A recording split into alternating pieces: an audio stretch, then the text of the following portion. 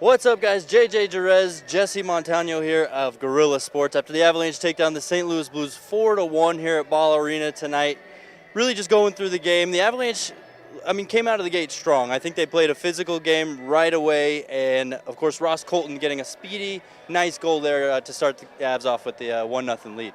Yeah, no, it was an interesting start because it actually felt to me like the Avs did struggle a little bit to. St. Louis had the ice kind of tilted towards the Avs net, but you're right. The Avs got themselves engaged, their physicality, which you like to see because that is something this team has struggled with before. How do you get yourself engaged in games? It's not always going to be on the power play. It's not always going to be with goals. I thought the Avs got themselves engaged, like you said, in a gritty, kind of physical way. And Ross Colton, maybe one of the guys who leads the charge on that. Really nice play, nice dash of speed, a really good cut to the net. You could tell that goal lifted a pretty big weight off of his shoulders. We asked him about it after the game, that was a big embrace between you and Miles Wood, and he definitely commented, we want to be contributing, and that one felt nice. Yeah, for sure. I think, I'd be lying if I said we weren't putting a little bit of pressure on ourselves. Obviously, we want to come in and help the team as much as we can in different ways, and obviously producing is part of that. So it's nice to get that one. Hopefully they, keep coming. Yeah, a lot of size contributed to tonight's win. You look at the roster, it's to be expected. And then you look at the roster, and it's to be expected to see some of the weapons really burying goals. Mikko Rantanen putting them up 2-0 on the power play. Hell of a snipe, good screen. Just good to see the power play going again after two shutout games previously. We talked about it on the pod this afternoon. Like, when was the last time the power play got going? And, they've been shut out twice, so it's been a minute. But what I really liked about that play was, like you said, it was a beautiful shot, really nice two-man screen in front from Lehkonen and Johansson. But for me, it was actually that little fake one-touch pass into the bumper that drew the defender off of Mikko Rantanen, sucked him into where Nathan MacKinnon was standing in the middle of the ice, and it really just opened that lane for Mikko to step in and gave him the room. And 55 goals last year, we've really come to expect with Mikko. If you give him too much time and space, he's going to make you look silly. And I thought he created his own space there in a really nice shot. Yeah, absolutely. And then Nathan MacKinnon, Cale Makar took over the game in the third period. We'll get to that in a second. But the second period, a little bit of a lull, all right? I think it was a good back and forth between both teams. And St. Louis Blues ultimately making it a 2-1 game there towards the end of the second, really putting a little bit of pressure on the Avalanche there going into the locker room for the third. Like you said, the third period I thought was really exciting. JJ, I've got in my notes here, boring period for the second. It really did. It just slowed down. Really not a lot happened, but you're right. St. Louis makes it 2-1, and then the Avs almost got themselves in a bit of trouble very quickly right after a bad penalty from Josh Manson. The Avs maybe looked like they were going to let this get away from them like we saw them do last year. They play really well, fall asleep for 5 minutes, and it costs them. Good on them to kill off that penalty and really kind of bounce back from what was, like you said, a lull in play.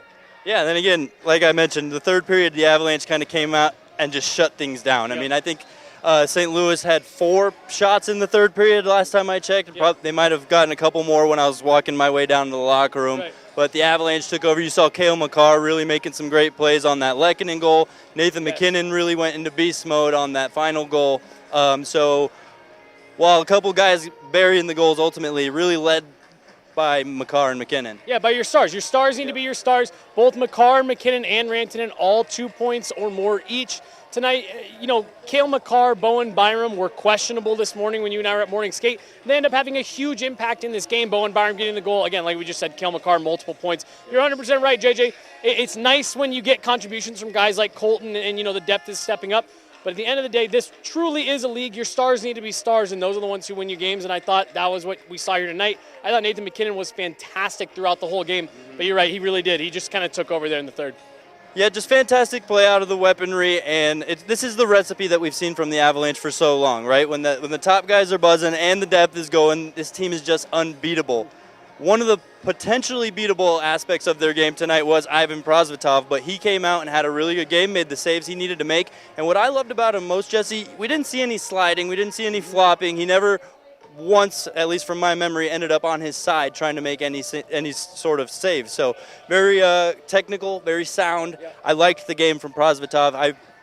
His stock went up in my book after tonight for sure. Calm, collected, didn't look nervous, didn't look overwhelmed by the moment. What I really liked about it, JJ, is he got in. He reminded me after the game, he got in for about 8 minutes in Pittsburgh, but really he hadn't gotten into a game that he was the starter. He was the guy probably since preseason with Arizona. So that's a long layoff to go in between game starts.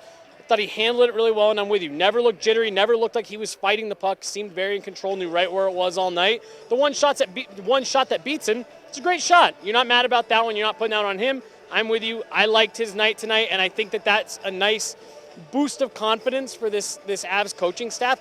I do think tonight was a little bit of a let's see what we got in this kid kind of night, and I think I'm with you. I think you have to be happy Jared Bednar sang his praises after.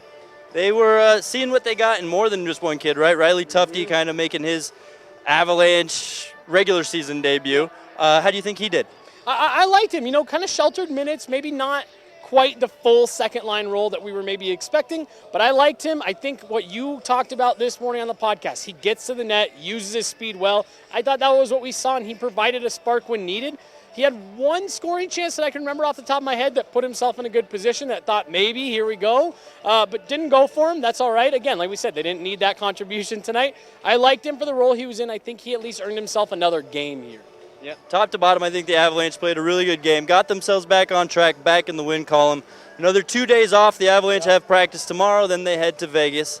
Final thoughts before we get out of here. Well, I just want to say Jared Bednar did comment on it as well. We heard from a couple of the guys in the locker room. The crowd was great tonight, and we just, not to overkill it, this team has been out on the road a lot. Jared Bednar alluded to it. I mean, he called out the crowd specifically that unprompted, right from the jump, the crowd was into it, and I just think that was really big for this team in a small mental way. Yep, exactly. So as I said, back in the win column as they head to Las Vegas to play the Golden Knights on Saturday. Another real test. We'll see how they handle it. And, of course, back on the road, which has been kind of the MO this October. So, now we're in November, aren't we? Oh, we are, yeah. Well, there you have it. Rivalry night here from Ball Arena. Avs win 4-1.